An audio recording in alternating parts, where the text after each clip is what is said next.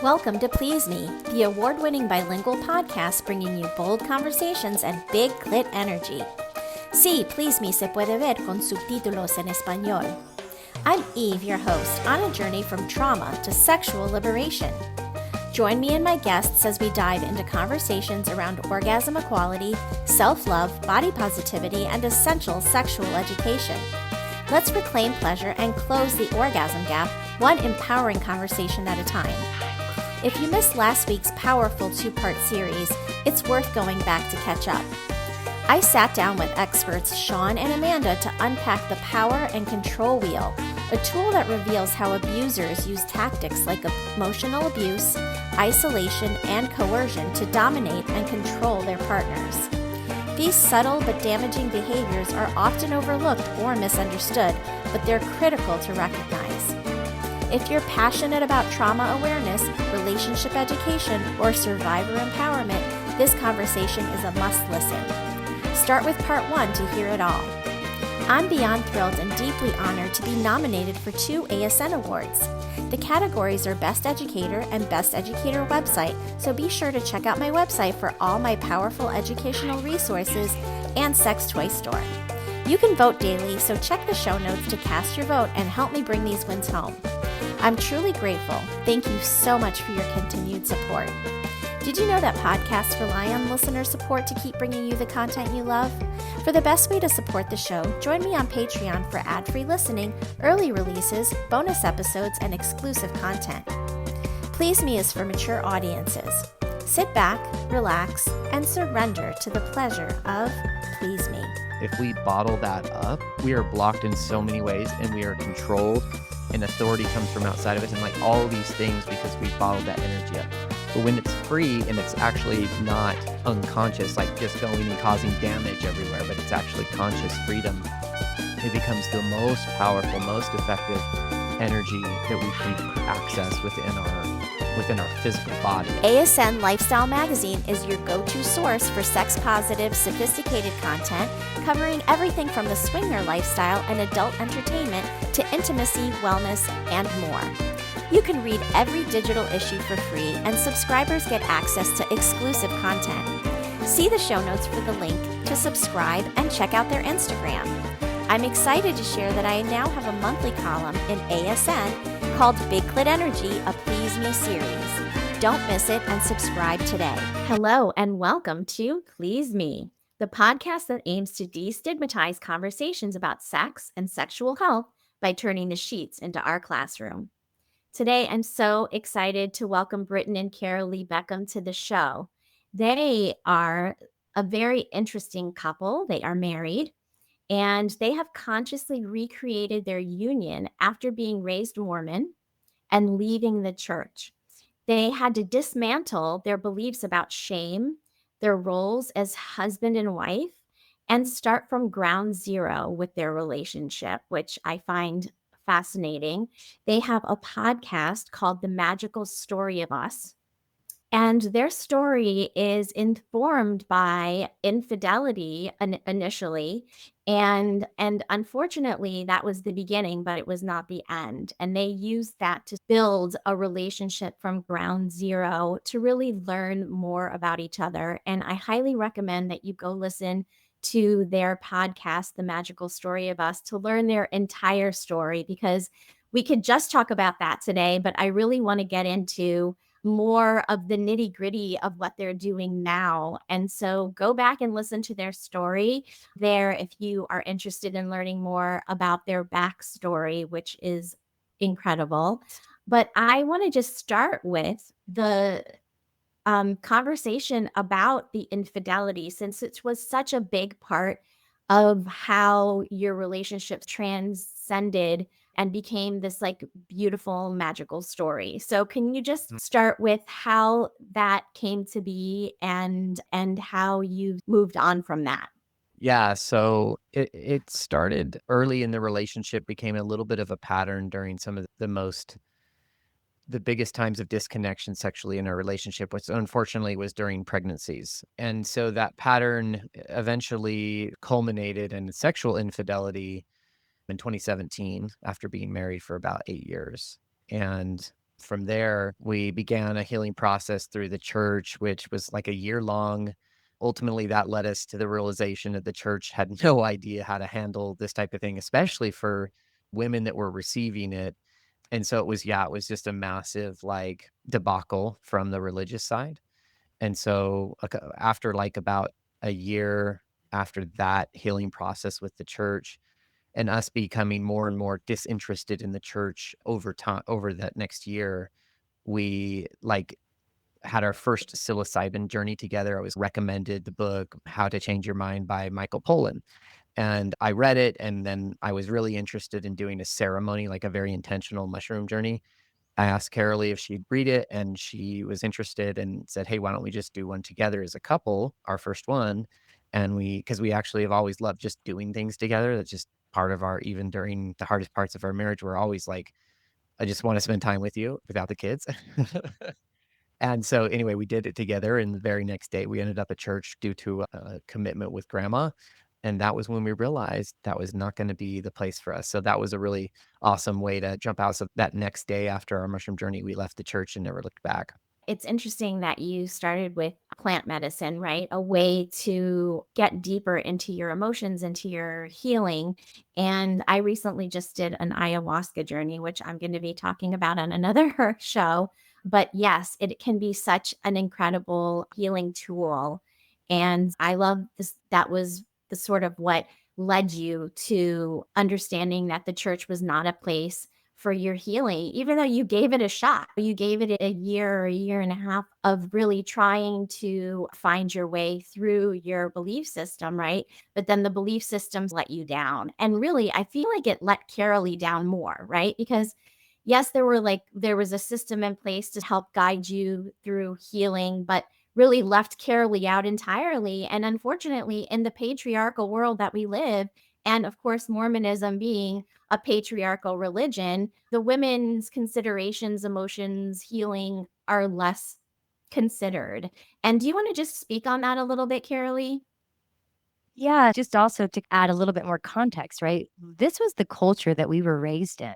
This was like deep programming from the moment I was born. Went to church every single Sunday.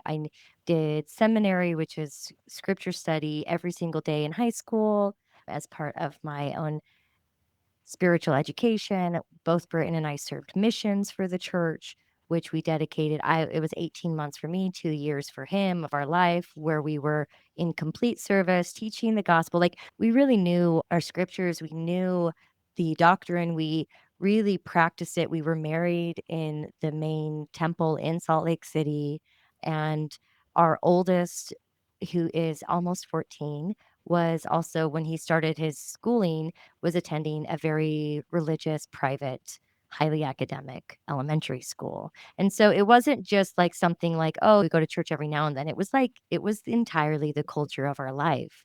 And in that culture, there's a lot of things that your life is planned out for you, but everybody else is doing it. And there's measures of success, right? Like when your kids turn a certain age, they get baptized, and you all go through this motion.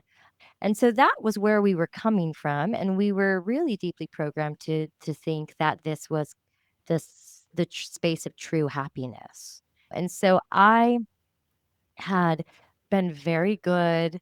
I always had a little bit of a rebellious streak in me, but also I was very good at following the rules. I was very good at doing things the right way. And when push came to shove and Britain was unfaithful, it caused a lot of dissonance in me. I was like, where did I go wrong? I've been doing everything right. I got married to a returned missionary. We married in the temple. I'm going to church every Sunday. I'm serving as a wife. I became a mother. I'm giving my all to all of this. And so I had this sort of big breaking moment of, wait a minute, there's something that's wrong here. So when we went the pathway of healing with the church, I also was very hopeful. I was like, "Oh, now we're gonna take these steps. We're gonna confess before this board of 12 men, and they're gonna give us what we need to do to make it right, and we're gonna do it. We're gonna do it, and it's gonna be better." And the experience of doing it didn't make things better. It actually further traumatized me. And at that point, I had done enough healing in therapy and in trauma-informed yoga containers that kind of held me at the same time simultaneously that I could identify the trauma as it was happening. And that really showed me that cognitive dissonance when you're leading a high demand religion really can mess with your mind because everything I was told was wrong and bad were things that were actually bringing me peace. And everything that I was told would save me was further traumatizing me. So there was this whole flip side. And yeah, there really wasn't any holding for the feminine. We had this meeting with 12 men. They told Britton what he had to do or what he couldn't do, what he wasn't allowed to do for an entire year. There was not a single woman in that space to hold space for me. And I felt alone and I had so much shame and I was so scared. And so then when I did turn to the male leaders that did know that were part of that room, like in the middle of that year space, and I was shamed for asking for help, it just further showed me that it's not really actually about healing. It's about control, checking the boxes, and keeping you in the system. And at that point, I just didn't really want to be part of that system anymore because the effects of the trauma in my life really took away my actual happiness. It wasn't the space of happiness like I had been told it would be. Absolutely. And coming from that like space of purity culture, right? Where you are expected to be a virgin when you get married and are shamed for having even sexual thoughts, right? And so you feel like you are doing something bad if you're having any kind of sexual ideas even or even having fantasies or desires, voicing those desires and fantasies. That was something way beyond something that you would even be considered okay. And so how did you break out of the programming that held you and really you had to relearn from ground up. You had to throw all of that shame, all of that guilt, all of that programming out the window to really start from ground zero and build your relationship from scratch. Yeah, you're right. Absolutely. There's so many layers to it. And when we left the church, essentially what I said to God was my version of God at the time. I was just like, there's things that I hold and cherish deep about this religion, upbringing, about certain spiritual aspects and the experiences I've had as a Mormon. But I'm willing to put that all on the table if I can just learn something new. Show me a different way. And so it was like a really spiritual move. It wasn't just, oh, I'm done with the church and I'm angry and blah. It was like, okay, if I'm leaving the church, I'm looking for something even deeper because that's really what my soul was seeking. And for her, the same. Like we both wanted depth, and she could never connect with the masculine God that well. When we started on the healing path, it wasn't just about healing the infidelity. It wasn't just about trying to get our relationship. It was like all of a sudden, let's just fucking heal everything we can. And so it included leaving my career of 22 years as a software engineering field, right? Like I started out as a self-taught web developer, and then I moved into a back-end software engineer, and then became a manager, and then architecting and designing software and all of that stuff. So it was like a lot of stuff that I gave up there, and we gave up layers and layers of conditioning. And it just started with questioning things, but the church's process gave us that realization because it was so horrible and failed so badly that we began to question deeper. And eventually this was a slow walkout, but after the infidelity, 12 months of essentially, it was just a disciplinary council. That's all it was. How do we discipline you and make you feel bad for what you've done so that you'll change? Was Shame not on around. top of the shame, Yeah. right? It wasn't even really about healing. They had no concepts Mhm. about emotional trauma, PTSD, what she was going through. They didn't understand when I tried to talk to leaders in the church, for example, about my temptation, this and that. They're like, you're just not spiritual enough. You're not reading your scriptures enough. You're not praying enough. It's like that's how you draw on your energy to suppress the sexual energy that's trying to rise. So there was so much confusion in all of it. So eventually when we did the mushrooms, it was just like, we're out of here. Doesn't even make sense anymore. Yeah, it was an easy move after that. And I'm glad that you said the word desire right? And touched on the feminine pulse of that desire that's inherent in all of this too. Because one of the things that I identified in this time frame was that I couldn't access my desire, not even really for him, because there was so much shame and there was so much purity culture. And also, I had experienced sexual trauma as a child that hadn't actually been healed and hadn't been like held and integrated in a really healthy way. It was more of just brushed under the rug. Let's pretend it didn't happen in how it was handled in the Mormon culture. Things, there's so much shame around sexuality. So that if there is sexual trauma, it's even more shameful. In fact, one of my aunts ended up passing away from ovarian cancer, and we all knew it was the shame of the sexual trauma that her children all experienced that ultimately took her life. It was so prevalent, right? And here I was unable to access my actual authentic desire.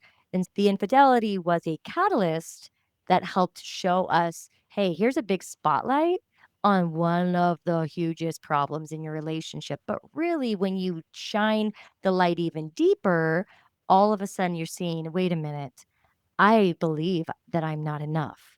I don't know how to access my desire. I struggle, like I'm a good wife and I'm a good mother, but I don't actually know how to be a lover. I was a virgin when I got married. I had never safely known how to explore and tap into my innate desire. What are my turn-ons? What do I want? If I were to initiate, what that look like? None of that was something that I had any experience in. And so the infidelity just shined a big spotlight on a problem that that was so much deeper, that was generational. And as I sat with this one word desire, I realized, oh, I never saw my mother model desire. I never saw my grandmother's model desire. I never saw women. And then I could feel this like thread, this generational thread saying, oh, it's because we were told some point in our past that desire was wrong and that we weren't allowed to have it. So, like, I even dove into that belief and I was like, hey, generational trauma. Hey, ancestors, are you ready to have your desire liberated? Because I'm going to allow myself to see where the blocks are so that I can open it for myself. I love that you bring that up. And I was just about to ask you about your experience because I love that you guys didn't turn away from spirituality entirely. You had a very strong foundation in believing in a higher power, whatever you call that, right? And that didn't go away when you left the church. You still wanted to build on your spiritual practice, but in a way that made more sense to you as a couple. And I love, Carolee, that you say in your podcast that you couldn't connect with the male God. And hey, I'm sure that 100% of women feel the same way. And when I talk about God, I don't say God, I say goddess, because if God is created in our image, then God is a goddess to me because I'm a woman, right? And that led you on a path through learning about the cycles of womanhood. And that's so connected to the moon and the moon cycles. And so you've created like all of these rituals around moon work that I want to get into.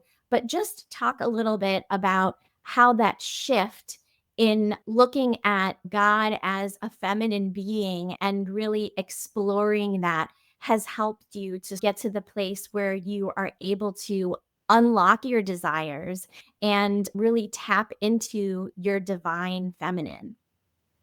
Yeah, I love this question. Because we were in this place where we deeply needed to deconstruct all of the truths that we had been given. Yeah. Truths. And when I sat with that, there were a couple different books right after we had that mushroom journey that helped us just walk out of the church and never walk back. But I had this kind of awareness come to me that was like, oh, I'm still listening to everything spiritual from the context of the masculine voice and the masculine experience of God.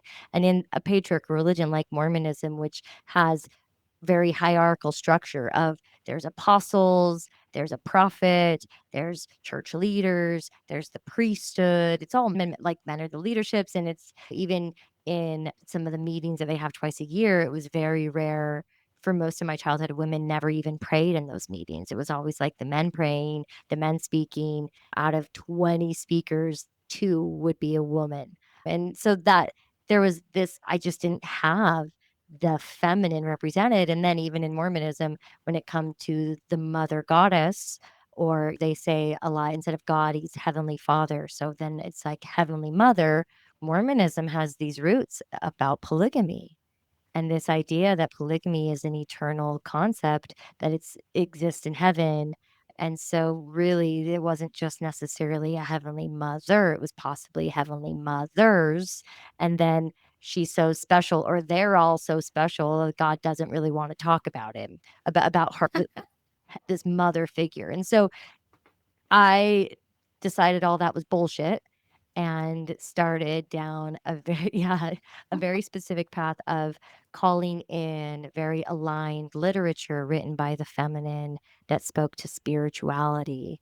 And that really helped me, especially when I landed with books about Mary Magdalene, given my strong foundation in Jesus and the Christian faith, being able to now see that there was a woman with Jesus that was his divine partner and understand her role from the space of her divinity instead of this idea that she was this whore that had 7 demons cast out of her, right? Like she's painted by the patriarchy to just not be as empowering and equal to Jesus as she actually is. And so that journey really started to liberate me and have me seek out my own connection to the divine. And the minute I opened up that channel, that desire, all of a sudden, like I started to have so many insights, inspirations, connection to spirit, connection to my ancestors. Like my whole life, I had been told about spiritual gifts, but hadn't really accessed them. And it wasn't until I said, okay, I'm opening to this possibility that all of a sudden, all of these things that I had been told were possible started to actually be practical, like the reality of my life. And it is this deep feminine pulse, this story of our womb and of the earth and of the goddess and of that divinity through the feminine that really has brought both of us to healing. Britton realized he was very much in this strong masculine world that didn't have the integration of the feminine. And his healing also came through my dive into the feminine. We've been on this journey together. If I dove into the feminine, he was diving into the feminine with me. And so it liberated me, but it also liberated him. And now we're in this place where we have a really balanced relationship with both the divine masculine and the divine feminine.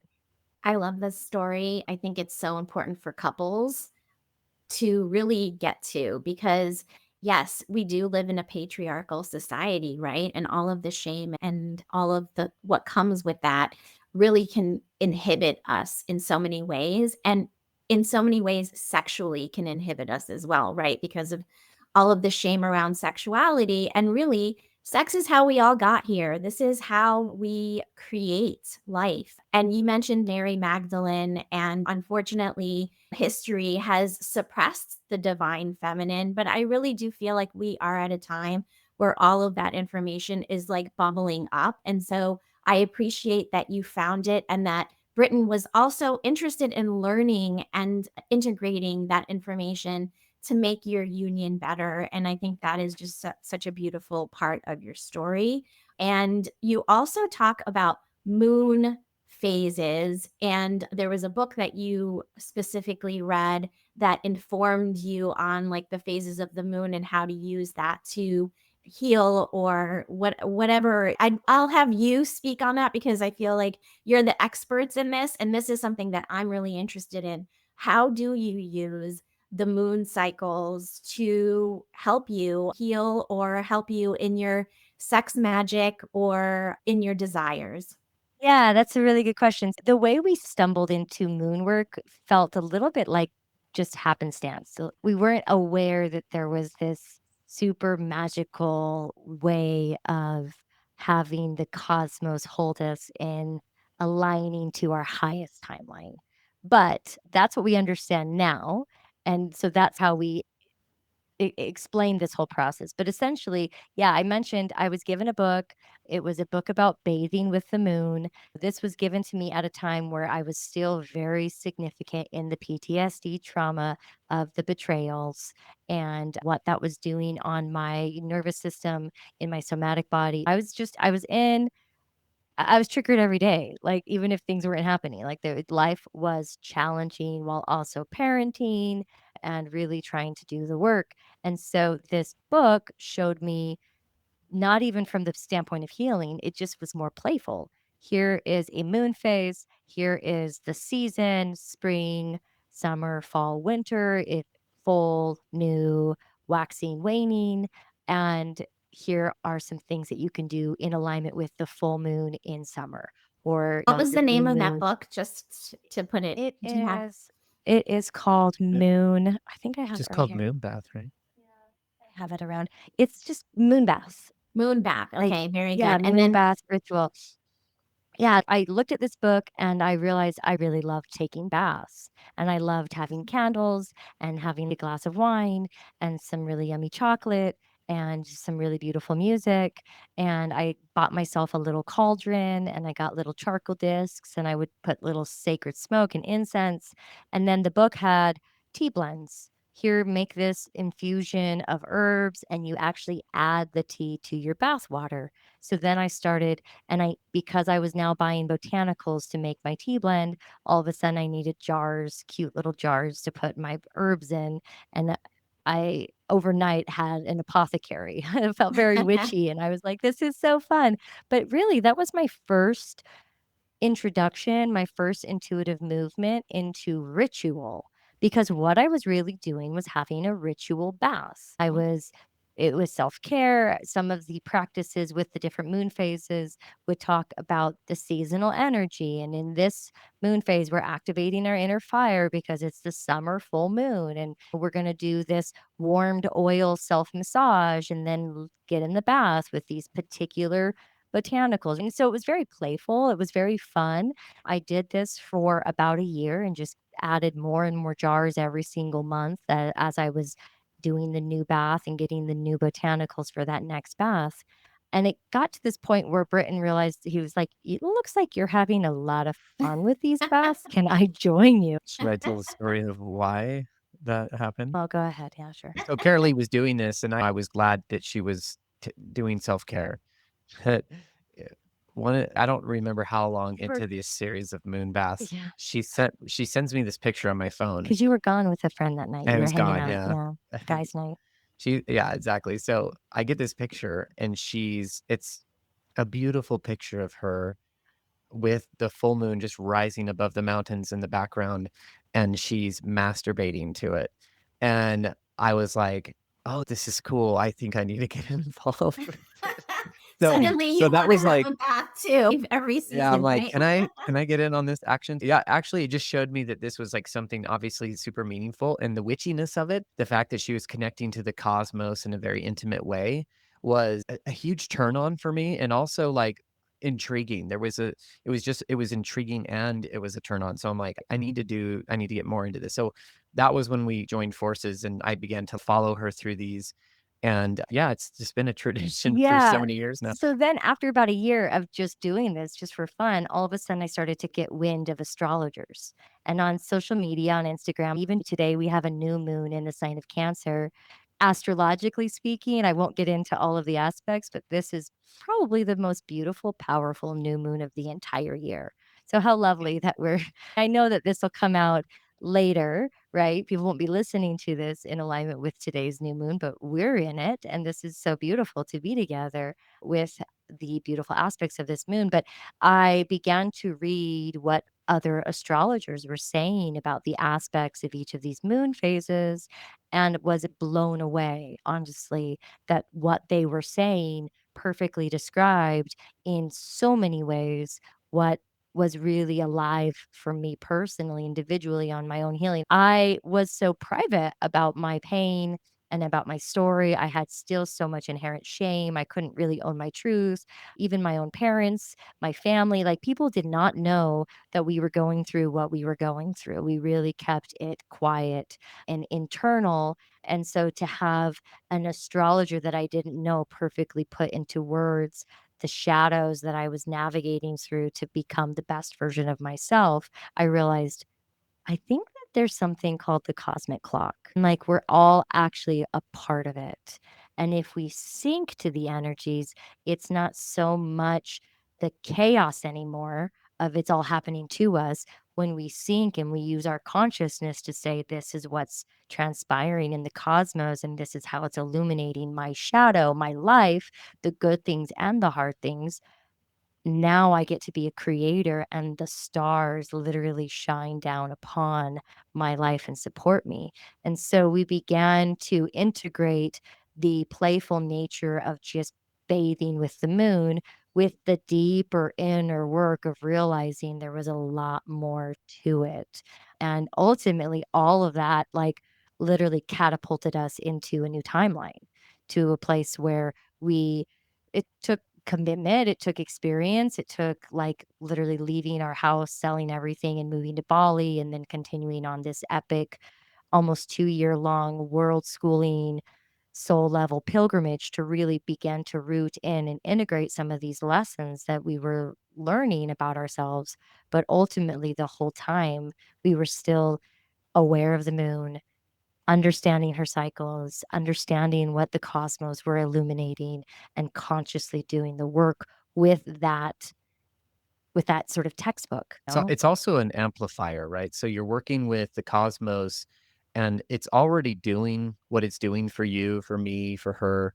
But when you attune yourself to the energy of the clock, then you become not only are you able to see what's coming up by forecasting the where the moon's going to be in relation to your natal chart, right? When you were born, but you can then you can anticipate what you're gonna be dealing with, and everything makes sense in your life. You're like, "Oh, that I get why I'm dealing with this particular relationship issue or why my business is whatever," or highlighting some of the blessings as well, some of the great positive aspects that we get. So all of that happens because we can see the clock turning in our own life, and this is why it's become such a powerful thing for us is because we just kept doing it, and, like, it helped us to fast track our healing and get the most cosmic support we could. Yes, and you mentioned that you went on an almost 2-year journey around the world, working on your connection, your relationship, and all of the things, right, that you did. And there were many different things. And again, I reference you back to their podcast because it breaks it down more in detail. But I want to talk about specifically the ISTA work that you did, which is where you connected and re-educated yourself and your sexuality. Can we just dive into that a little bit? Because then I want to talk about the ritual shadow work that you've developed from all of the information that you've gathered and the healing that you've done. So let's first talk about ISTA and how that experience was for you. So ISTA was a call-in. Like in 2022, we had done about just over 2 years of working directly in our healing and healing childhood stuff, healing the things, and family relationships, and then part of it was infidelity, etcetera. But we also knew, like, at the beginning of 2020 early on, that we needed some sort of sexual re-education. What happened in early part of 2022 was I had this download of after leaving my career, I'm like, we need to just go all in on life. We need to have the full fuck yes energy of life. And there was a couple of books that really helped me with formulating that philosophy and like integrating it. And so when I approached Carolee and I'm like, let's just stop. I just left. I'm trying to hoard my money and protect it because I don't know how long what's going to happen in my life. Like I left my career. I have no idea why. Spirit was just telling me to do it. And I also resonated with that. So I was like, fine, I'll leave it behind. But it was really hard. And I was also depressed and, like, also questioning if I had done the right thing by doing that and quote unquote jeopardizing my family and stability and all that stuff. And when I had that idea to go all in on life and to live the full fuck yes, that's when the energy of all of that depression and stuff just vaporized. And it was like, yes, this is what you need to do. So we wrote down like several things that we wanted to do that year. We're like, we're going all in on life. This is what we want to do. One of them was a sexual re-education, like retreat of some kind. And then she later ran into an old friend, like a month or 2 later, ran into an old friend who had gone to ISTA several times and done it. And so we were able to get in touch with this program. We're like, okay, that's the one. Obviously, it came into our field, so we just followed the breadcrumbs and ended up going out in June of 22 to Denver, the mountains south of Denver, and having this beautiful week-long experience of just confronting all of the sexual energy. It was intense, but it was so good, and it was they call it SSSEX. So it's spiritual, sexual, shamanic experience, and it spells sex. It's Yes. kinda hot. But what was so beautiful about it is it helped us find our no, it helped us find our yes, it helped us to get clear about having conversations as we wanted to explore. A lot of the people there were just single people, like, we're married. There was I think in our group, was there even another married couple? I know there was a couple that there wasn't. There was an individual that he was He was married, married, a but couple of his people that were married partner with wasn't partners, there. yeah.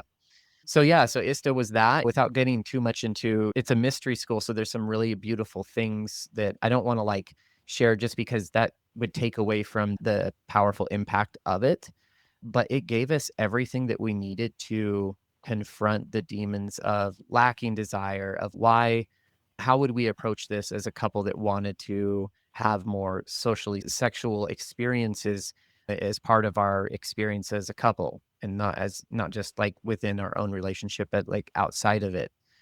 And it just gave us the framework. So ISTA, I have a lot of gratitude for it because ISTA totally upgraded our vibration. And I would call one of the key things here is like sexual liberation. So as we went through ISTA, I felt for me like getting into overcoming all the guilt and stuff about sex and in the past and all my infidelity and all that.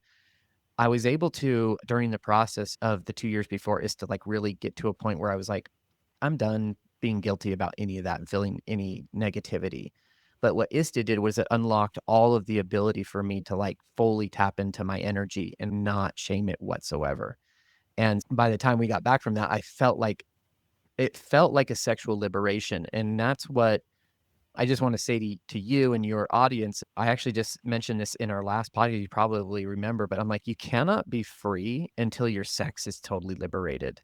Because it is the life force energy, right? If we bottle that up, we are blocked in so many ways and we are controlled and authority comes from outside of us and like all these things because we bottled that energy up.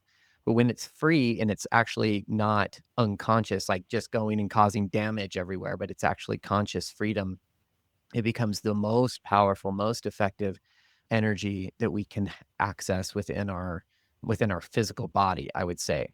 So it is a beautiful thing, and it was so powerful for us that when we after we landed and got back from that week-long thing, which felt like a month, we decided to sell everything and travel.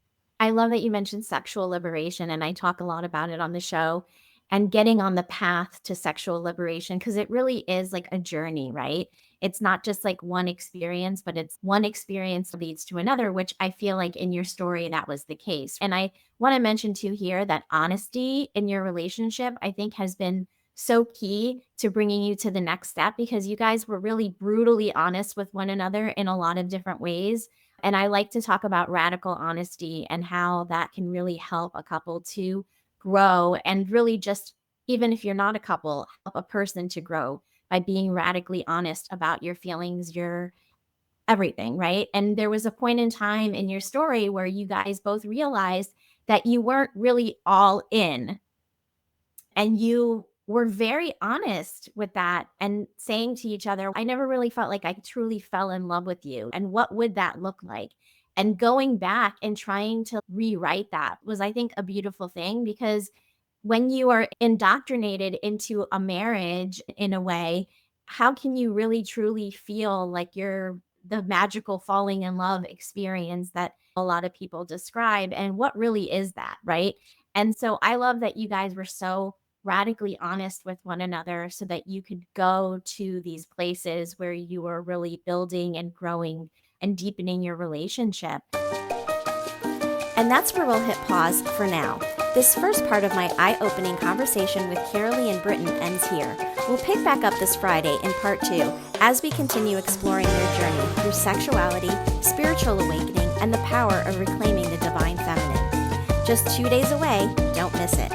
For ad-free listening, exclusive bonus episodes, Eve's library of archived webinars, and early access to new releases of Please Me, Become a monthly supporter on Patreon.